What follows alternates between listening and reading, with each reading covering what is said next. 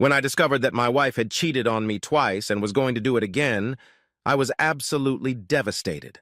I read about all the emotions that overwhelm a person when they realize that the marriage they thought they had was solid and secure had turned into a sham. Emotions overwhelmed me too, like Hurricane Katrina flooded New Orleans. My dam burst and the waters rushed in and swallowed up everything I was and everything that was my wife. Yes, I almost cried over it. When the flood of emotions subsided, there was nothing recognizable left in my marriage. Everything was gone. The trust was gone. The respect was gone. Admiration was gone. Caring was gone. Sexual attraction gone. Love is gone. Have you seen pictures of the aftermath of the hurricane? There is no place you can recognize where you can come and begin to rebuild the way it was. It's just devastation, and it's so overwhelming that you give up and walk away. That's what I would want to do with my marriage. I would have given up and walked away. There was nothing there worth trying to save. My wife took our life and twisted it around until everything was just a pile of unrecognizable garbage. It was all over. Susie and I had a fight. It wasn't an unusual quarrel. We had them from time to time, like most married couples, but this one ended very ugly. Susie tried to talk me into remodeling our living room. She said the furniture was outdated. She was tired of it and wanted to redecorate the room and change the furnishings.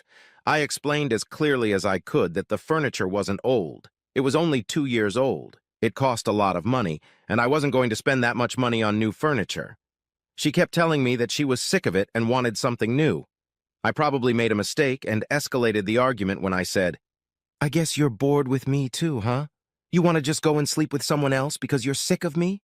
Why can't you just be happy with what you have?" She lashed out wryly in response.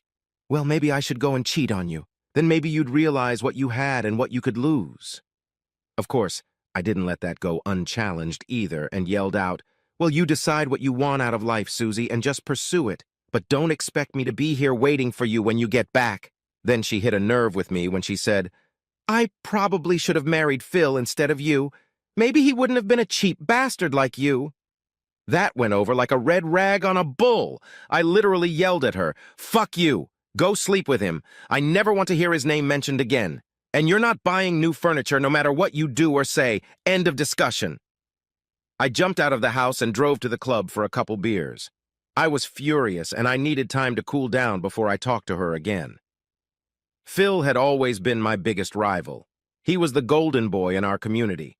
Everything he touched went in his favor, with one exception. He touched my wife years ago, but she was in love and married me, not him. They met a few times during the brief period when she and I were separated. He had his eye on her and almost succeeded, but not completely. She did marry me. I was busting my ass at my job and making a very respectable living, in fact, more than respectable. Phil was just looking at a project, and it was starting to make him money. I had been in business for many years, and my reputation had grown steadily through hard work and honesty. But everyone around me just assumed that Phil was an authority, a trustworthy person. He never had to prove anything about himself. Was I jealous of his successful life? No, I wasn't jealous of his business status. I was raised to work hard, be honest and reliable, and I would never be jealous of someone else's success. But I was a little sensitive, jealous of him when it came to Susie. I'll always remember that she dated him, that he touched her.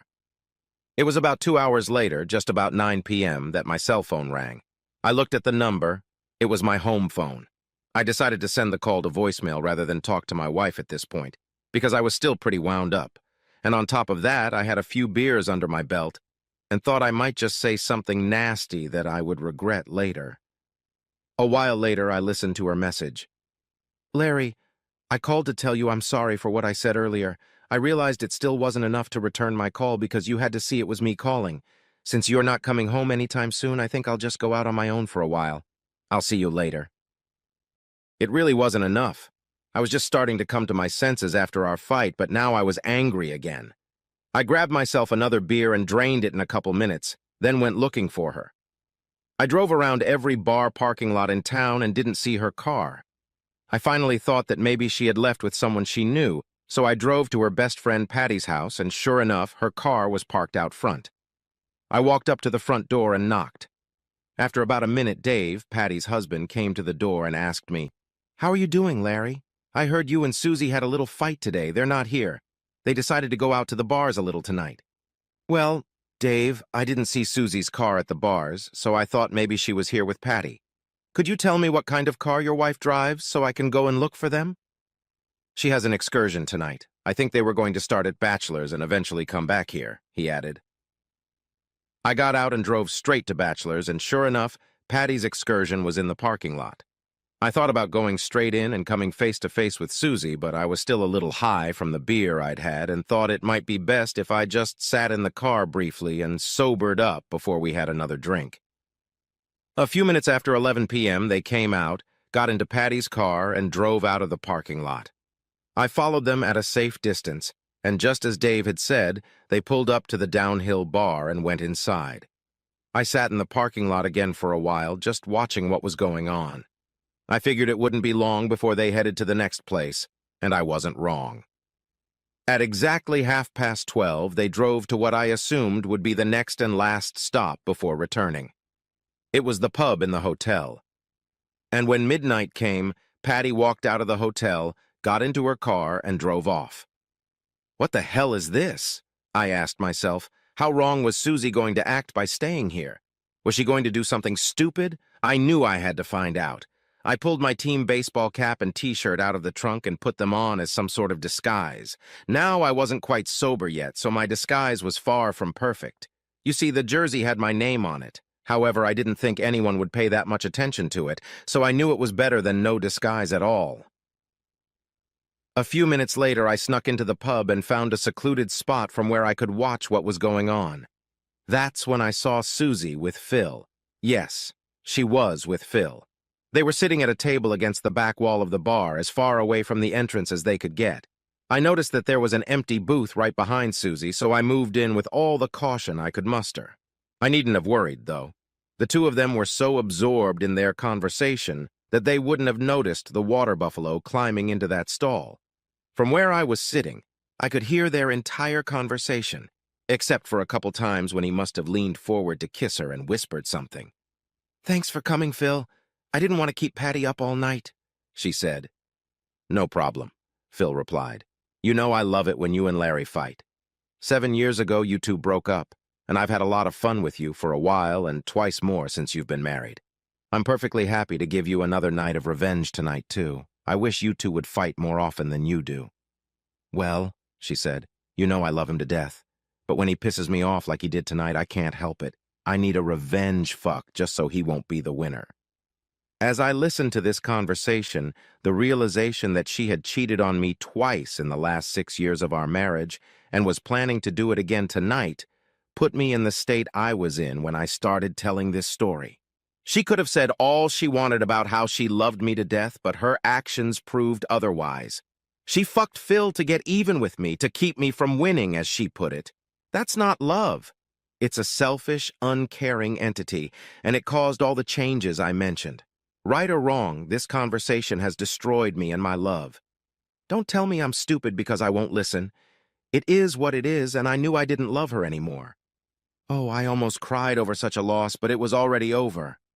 I waited for a while, wondering how long it would be before they headed for the room, and pretty soon I heard him say, "So, Susie, are you ready?"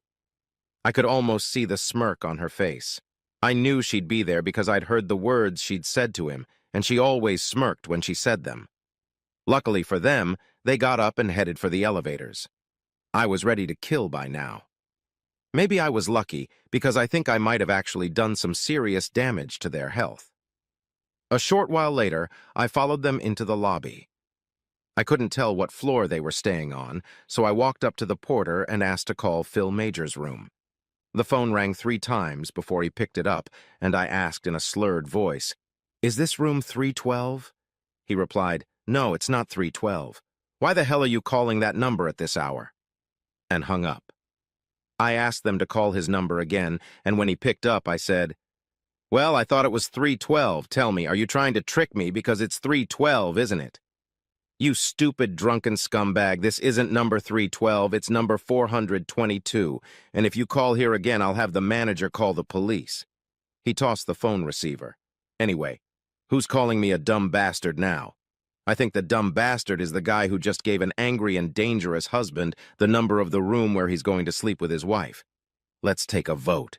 Who's the dumb bastard? I took the elevator to the 4th floor and walked down the hallway to room 422. I listened at the door until I could make out that their action was in full swing, and then I knocked on the door. I heard him yell out, "Well, what the fuck?" And I actually took great pleasure in it because I knew I was about to destroy his party. I stepped away from the peephole so he couldn't see, and when he opened the door, I hit it with such force that the security chain snapped off the door jamb and the door swung open. There on the bed lay my beautiful cheating wife, naked as the day she was born. As I burst into the room, she screamed and her face went completely white. I'm surprised she didn't pass out. "Oh, God, no! Oh, God, oh, God, oh, God, no!" Phil finally recovered from the shock of breaking into the room and yelled at me, "Larry, get your ass out of my room. I'm going to call security." Remember what I said about stupid adultery? Well, I hit him in one well-placed blow to the solar plexus, and he went down. Didn't move at all for a few minutes. I didn't have any more trouble with him. "Susie, you lying cheater, I know all about it. I heard you at the bar, and I know everything. Don't bother coming home tonight. That would be a big mistake on your part."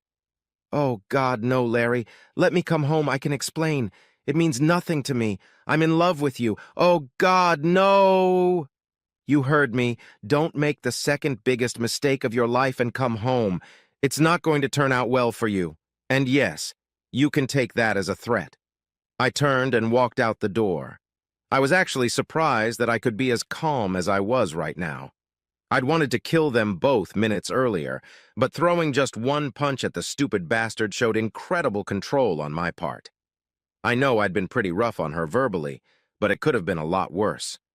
Once I got to my car, I got in it and just sat there for a while, trying to calm down even more. I also decided that I would wait a few minutes just to see if the police would show up or if Susie would leave with Phil. After about 15 minutes, Phil came out of the hotel, got in his car, and drove off. A few minutes after he left, Patty showed up again, and Susie came out and got in her car. I was at least glad they didn't stay to have sex in the hotel room after I left. Not that the damage wasn't already done, but it would have added insult to injury, or, as they say, added fuel to the fire. That gave me an idea.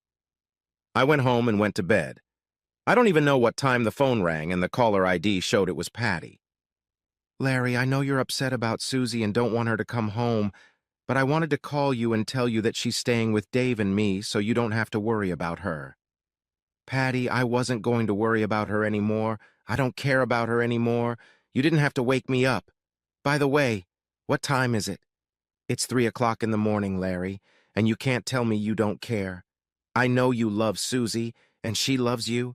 She's here, and she's crying her eyes out because of how stupid she was tonight, and she wants you to forgive her. Patty, she can't come home. Ask her if her stupidity goes back to those other 2 times she slept with Phil before tonight." "Oh, God, no," Patty said after I hung up. I guess she didn't know about the other times Susie had cheated on me with that asshole.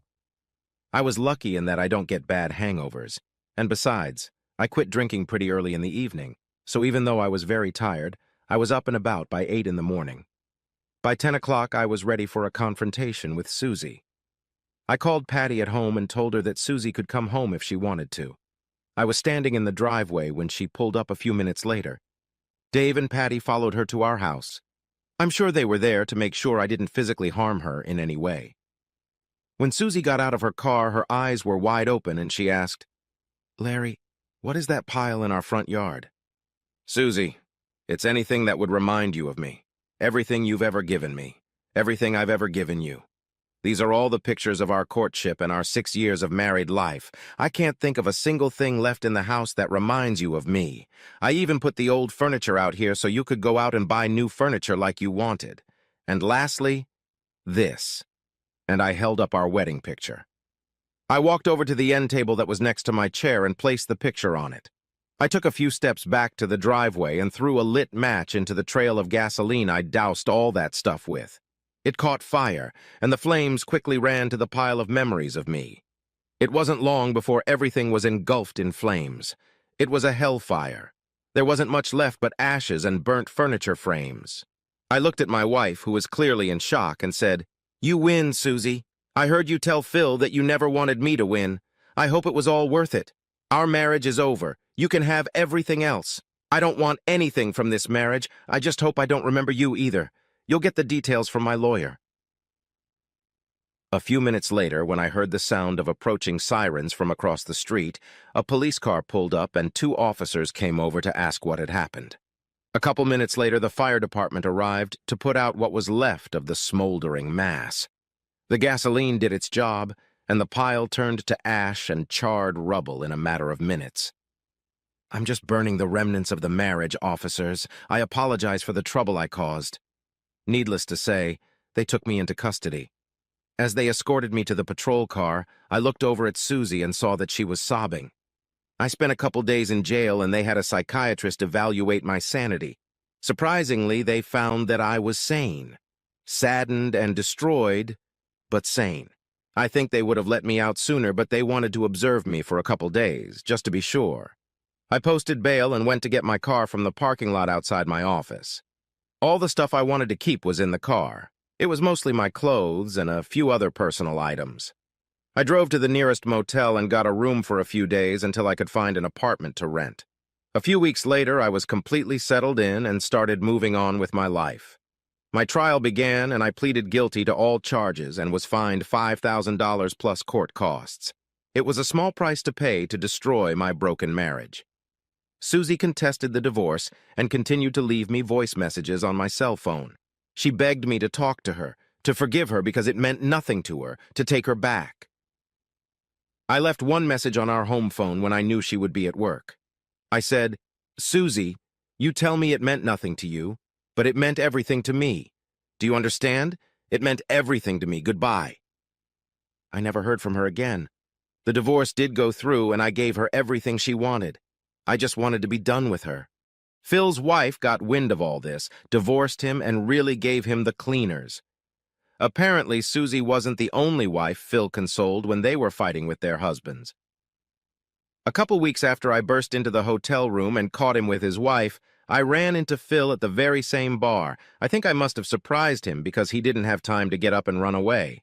I leaned on his shoulder as he sat on a bar stool and told him that I was pretty sure that if he hung around town, he was bound to get into some kind of serious accident someday. When his divorce was final, he began liquidating what was left of his holdings, and soon his absence from the city became apparent. Oddly enough, not too many people actually missed him much. Well, actually, I was secretly hoping he would stay in town. Every now and then I run into Susie on the streets, and each time she tells me how sorry she is and asks if I'll call her to talk. I just nod and walk away, and to this day I haven't called her, but she keeps asking. Who knows, maybe someday I will call.